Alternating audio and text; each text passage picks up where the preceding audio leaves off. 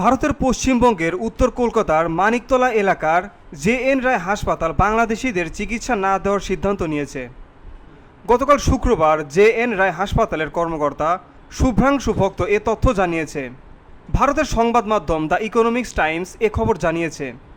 শুভ্রাংশু ভক্ত বলেন, আমরা একটি বিজ্ঞপ্তি জারি করেছি।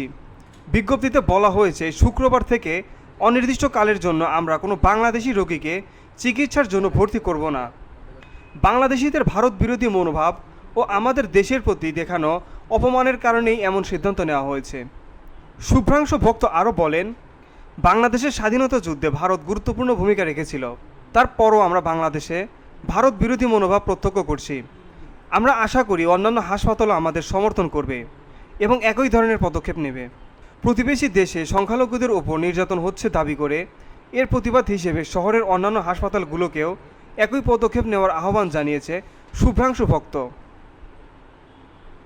পিওটি বাংলা নিউজ ডেস্ক।